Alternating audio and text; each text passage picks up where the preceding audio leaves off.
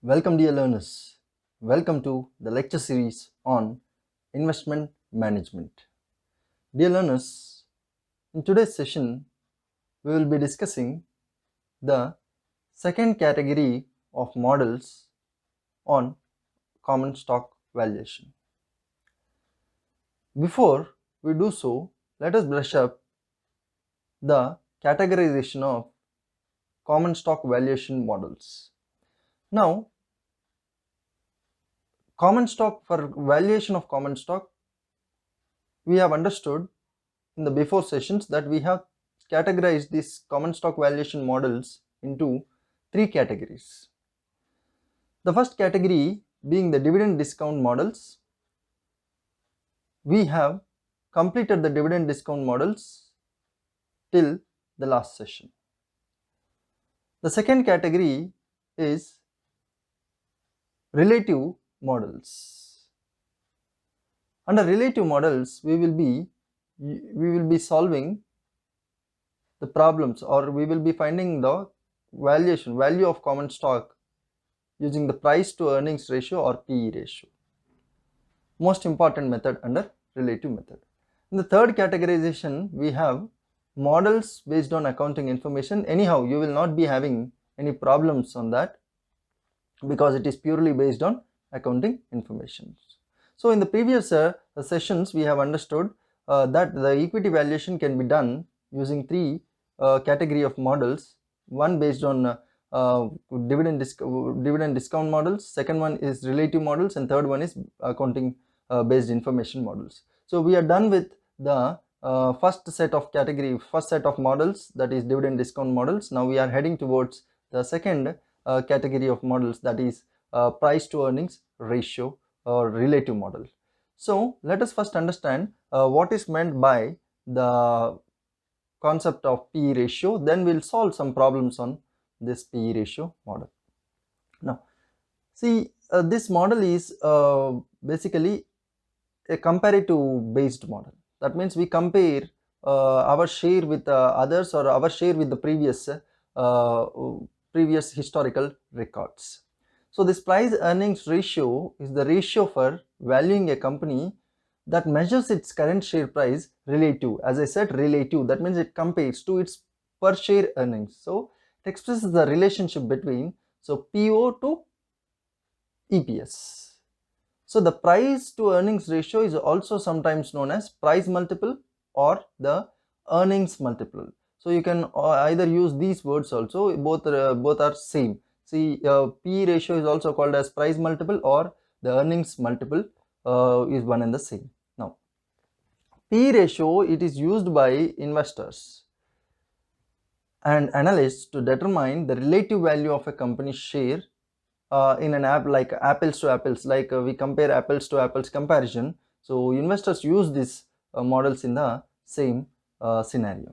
Now it can also be used to compare aggregate markets against one another or over time. So there are many uses of PE ratios, but one needs to understand how to compute this PE ratio. Now let us understand how to compute or how to solve the value of equity share, how to find out the value of equity share using PE ratio approach.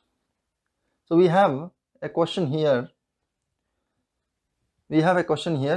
So let us go through the question first. There are four firms A, B, C, D, which are exactly alike in all respect, except the growth rates, which are 4%, 8%, 12%, and 16% respectively. See, the four firms are alike, but they differ only on the grounds of this growth rates. So A has a growth rate of 4%, B has a growth rate of 8%, C has a growth rate of 12%, and D has a growth rate of 16%. So the equity capitalization rate applicable to all the firms is 15%. So every firm has a KE of 15%, and EPS and DPS. So EPS is 5 rupees and DPS is 3 rupees. This also remains same.